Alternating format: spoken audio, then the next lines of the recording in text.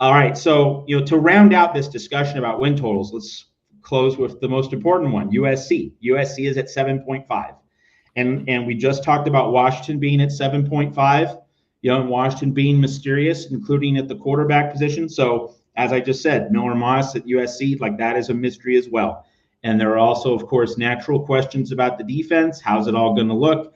How's it all going to come together? Can D'Anton Lynn do for the Trojans what he did for the UCLA Bruins last year? And I want to highlight Gary from Dana Point. And Gary has been active in the chat tonight.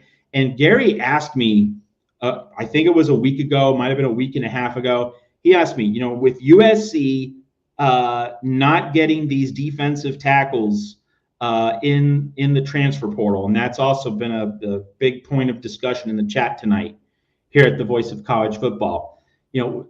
Is USC going to have to win shootouts? Gary wondered about that. And for anyone who didn't hear my answer the last time I answered Gary from Dana Point's question, it's worth discussing that again, because there's been no fresh movement. There's been no big splash from USC in the transfer portal this past week, at least in terms of getting defensive tackles. So to reiterate, if you missed my answer, I'll give it again now.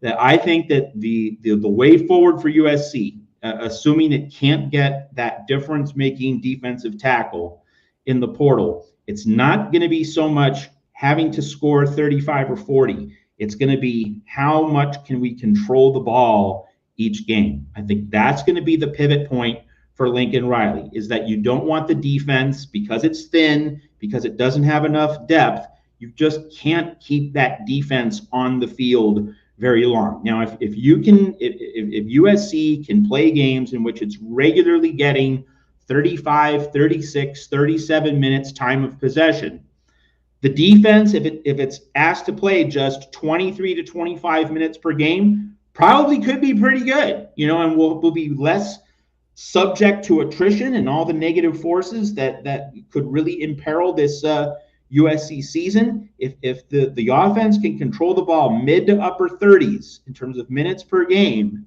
then I can still see this season really working out well. But if the Trojans can't control the ball, they can't at least get to like 33, 34 minutes. It's going to be tough. It's going to be tough to ask the defense to play a lot of snaps every week. That's how it's going to get ground down.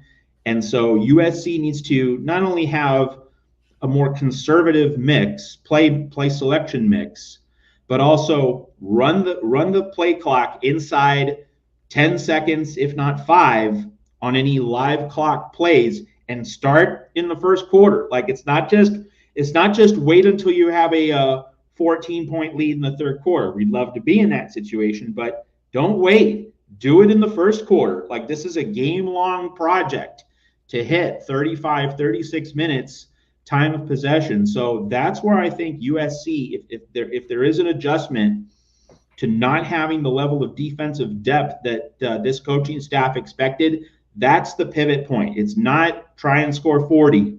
That's something you try to do with Caleb Williams, number 1 pick in the NFL draft. Miller Moss, it isn't the same, and it shouldn't be the same.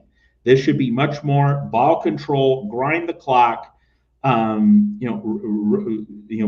maximize milking the play clock as well. Let's get into 8-minute drives. Let's get 7-minute drives, 13 plays, 75, 80 yards. That I think is going to be the main adjustment. And does Lincoln Riley, this mad scientist, in many ways the spiritual successor to Steve Spurrier in terms of like just a chalkboard genius who loves drawing up those ball plays in the dirt, can Lincoln Riley find ways to kind of restrain himself?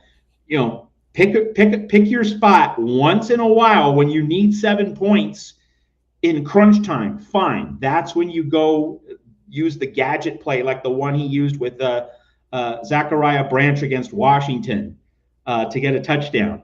Can he be very, very selective in terms of those kinds of instances, but for the most part, use a very short, horizontal kind of offense, and to use Hank Stram's phrase, matriculate the ball down the field? Can Lincoln Riley become Hank Stram 1969, 1970 at this USC season. It's gonna be fascinating to see if Lincoln Riley.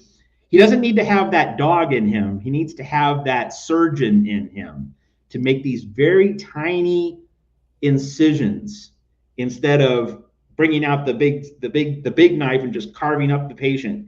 No, it's going to be about those very little incisions. Like this is going to be planting a microchip in a very specific part of the anatomy. Which one? I don't know. That's a side note. But it just, can Lincoln Riley make these tiny little granular play calls that enable USC to win, not with the huge home run, but death by 1,000 paper cuts. Like that's not how Lincoln Riley has historically operated. It might be the way he has to operate in 2024. The next time our buddy Tim Prangley heads out to practice, we'll have to ask him to ask Lincoln Riley after practice whether they've got 38 toss power trap in the playbook. Awesome. So NFL films, nectar of the gods, right there. That's